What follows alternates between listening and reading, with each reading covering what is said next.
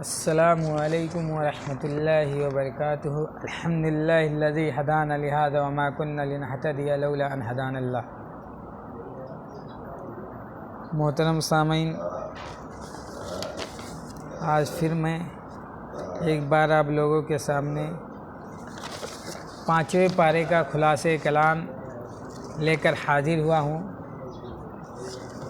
محترم سامعین، پانچویں پارے کے اندر 8 باتیں ذکر کی گئی ہیں، 8 پوائنٹس کو ذکر کیا گیا ہے۔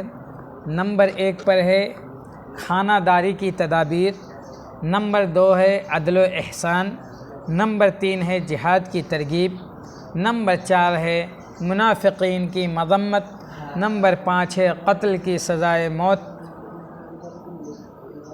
سزائیں، نمبر 6 پر ہجرت اور صلاۃ الخوف، نمبر 7 پر ہے ایک قصہ، نمبر 8 پر ہے سیدھے راستے پر چلنے کی ترغیب۔ یہ پانچویں پارے کے اندر کی اہم پوائنٹس ہیں۔ اب آتے ہیں نمبر 1 پر خانہ داری کی تدابیر۔ پہلی ہدایت تو ہمیں یہ دی گئی کہ مرد سربراہ ہے عورت کا۔ پہلی ہدایت خانہ داری کی تدابیر میں یہ ہے کہ مرد سربراہ ہے عورت کا۔ پھر نافرمان بیوی سے متعلق مرد کو 3 تدبیریں بتائی گئیں۔ خانہ داری کی تدابیر، پہلی ہدایت تو ہمیں یہ دی گئی کہ مرد عورت کا سربراہ ہے۔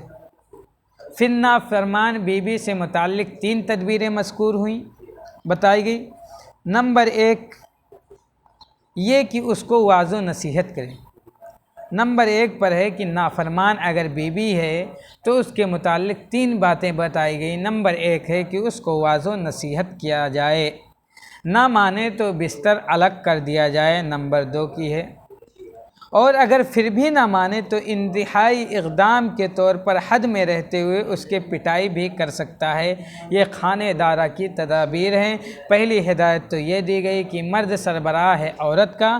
پھر نافرمان بیوی کے 3 تدابیر ذکر کی گئیں۔ ایک یہ کہ اس کو واعظ و نصیحت کیا جائے، دوسرے یہ کہ اس کا بستر الگ کر دیا جائے۔ نمبر 3 یہ ہے، اور اگر پھر بھی نہ مانے تو انتہائی اقدام یعنی آخری قدم اٹھا کر حد میں رہتے ہوئے اس کے پٹائی بھی کر سکتے ہیں، لیکن پٹائی کرتے ہوئے خیال رکھیں کیونکہ چہرے پر نہیں مارنا چاہیے، کیونکہ چہرے پر مارنا یہ حرام ہے، اور وہ بھی ہلکی مارنا چاہیے تاکہ اس کے سمجھ میں آ جائے۔ نمبر 2 پر ہے عدل و احسان۔ عدل و احسان کا حکم دیا گیا تاکہ اجتماعی زندگی بھی درست ہو جائے۔ عدل و احسان کا اس لیے حکم دیا گیا تاکہ اجتماعی زندگی جو ہے وہ درست ہو جائے۔ نمبر 3 ہے جہاد کی ترغیب دی کہ موت سے نہ ڈرو، وہ تو گھر بیٹھے بھی آ سکتی ہے۔ نمبر 3 پر ہے جہاد کی ترغیب دی کہ موت سے نہ ڈرو، وہ تو گھر بیٹھے بھی آ سکتی ہے۔ نہ جہاد میں نکلنا موت کو یقینی بناتا ہے، نہ گھر میں رہنا زندگی کے تحفظ کی ضمانت ہے۔ نمبر 3 ہے جہاد کی ترغیب دی کہ موت سے نہ ڈرو، وہ تو گھر بیٹھے بھی آ سکتی ہے۔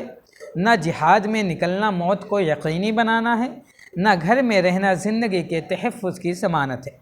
نمبر 4 پہ آتا ہے منافقین کی مذمت کر کے مسلمانوں کو ان سے چوکنا کیا ہے، خبردار یہ لوگ تمہیں بھی اپنی طرح کافر بنانا چاہتے ہیں۔ نمبر 4 پر ہے منافقین کی مذمت کر کے مسلمانوں کو ان سے چوکنا کیا ہے، خبردار یہ لوگ تمہیں بھی اپنی طرح کافر بنانا چاہتے ہیں۔ نمبر 5 پر ہے قتل کی سزائیں۔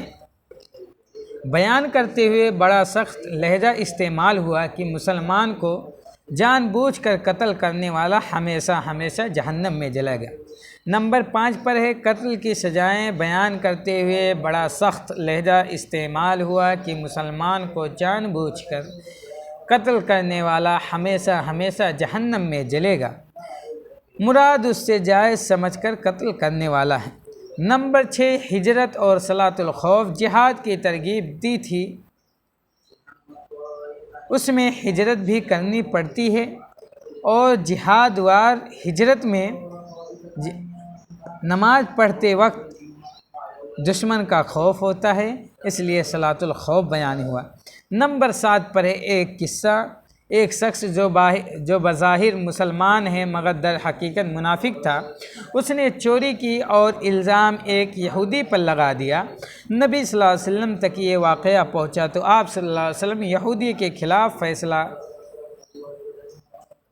فیصلہ لینے ہی والے تھے کہ آیت نازل ہوئی اور اللہ تعالیٰ نے بتا دیا کہ چور وہ مسلمان نما منافق تھا، چنانچہ وہ چور مکہ بھاگا اور کھلا کافر بن گیا۔ نمبر 8 پر ہے سیدھے راستے پر چلنے کی ترغیب۔ شیطان کی اطاعت سے بچو، گمراہ کن ہے۔ ابو الانبیاء ابراہیم علیہ السلام کی اتباع کرو، عورتوں کے حقوق ادا کرو، منافقین کے لیے سخت عذاب ہے۔ یہ 8 نمبر کی چیز ہے۔ تو 5ویں پارے کے اندر ہم نے 8 پوائنٹس پڑھا۔ خانہ داری کی تدابیر ہے۔ خانہ داری کی تدابیر کے اندر یہ بتائی گئی ہے کہ مرد عورت کا سربراہ ہے، اور پھر عورت نافرمان بیوی کے تعلق سے 3 باتیں بتائی گئی۔ ایک یہ کہ اس کو واعظ و نصیحت کیا جائے، اگر نہیں مانتی ہے تو اس کو بستر الگ کر دیا جائے، اور اگر پھر بھی نہیں مانتی ہے تو انتہائی اقدام اٹھا کر کے حد میں رہتے ہوئے اس کو ہلکی مار سکتے ہیں۔ یہ یاد رہے کہ چہرے پر نہیں مارا جائے گا۔ نمبر 2 پر ہے عدل و احسان، تاکہ زندگی اجتماعی گزر سکے۔ جہاد کی ترغیب۔ یہ بہت ساری چیزیں 5ویں پارے کا خلاصہ کلام آپ کے سامنے پیش کر دیا گیا، اہم پوائنٹس۔ والسلام علیکم ورحمۃ اللہ وبرکاتہ۔